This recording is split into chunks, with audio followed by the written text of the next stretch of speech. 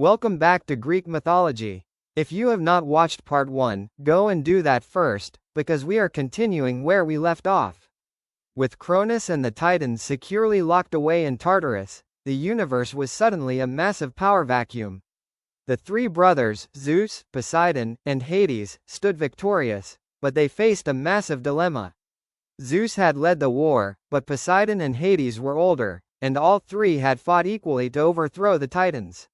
If they weren't careful, a new civil war would break out among the siblings before their reign even began. To keep the peace, they decided to leave the fate of the cosmos entirely to chance.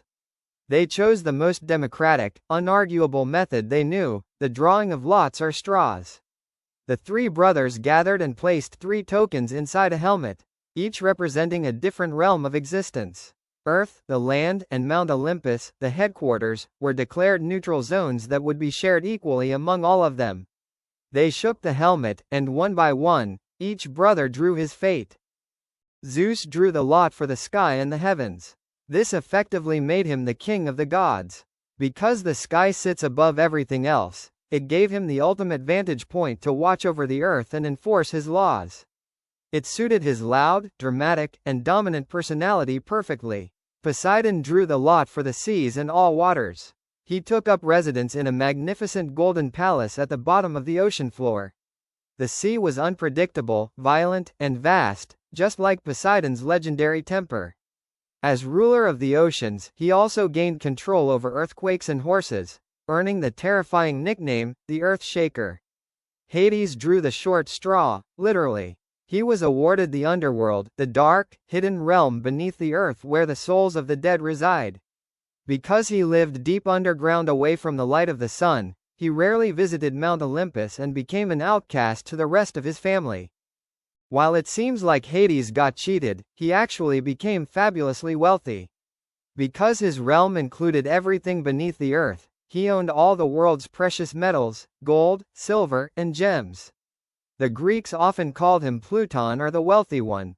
After the universe was officially divided, Zeus set up his royal court on Mount Olympus, the highest mountain in Greece.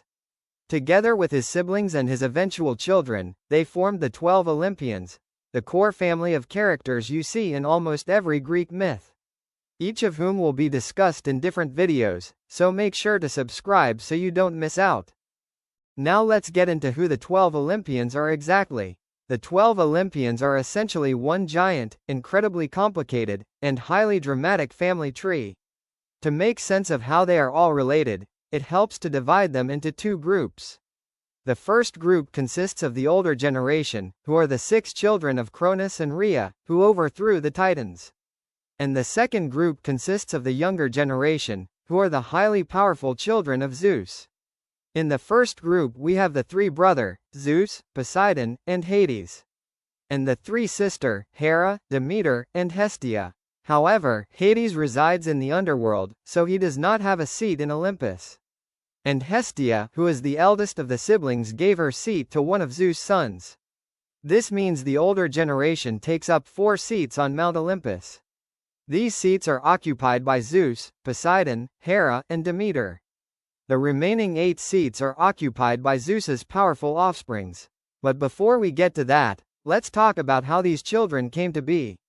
Zeus, who is the king of gods, marries his sister, Hera, which makes her the queen of gods. They have 2 sons, Ares, the god of war, and Hephaestus, the god of fire. Each of whom occupies a seat on Mount Olympus. Although Zeus was a married man, he had many affairs which sired great and powerful offsprings who occupy the remaining 6 seats on Mount Olympus.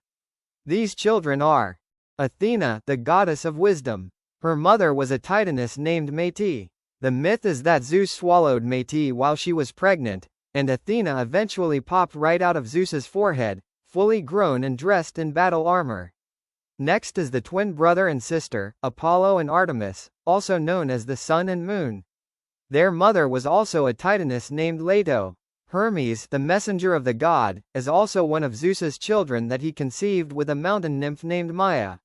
Now Dionysus, god of wine, is a special child of Zeus, because his mother, Semele, was a human. This makes Dionysus unique because he is the only Olympian who is half-human, also known as mortal. Hestia gave her seat on Mount Olympus to Dionysus. And last is Zeus's adopted daughter, Aphrodite, the goddess of love. Her relation with Zeus is the trickiest. In oldest myths, she has no parents. It was said that she was born from the sea foam after Cronus overthrew his father Uranus. This technically makes her Uranus's daughter and Cronus's sister, which would mean she is Zeus's aunt. However, she is adopted into the family as a daughter of Zeus. I know, Greek mythology has a very messy family tree. And trust me, it gets worse.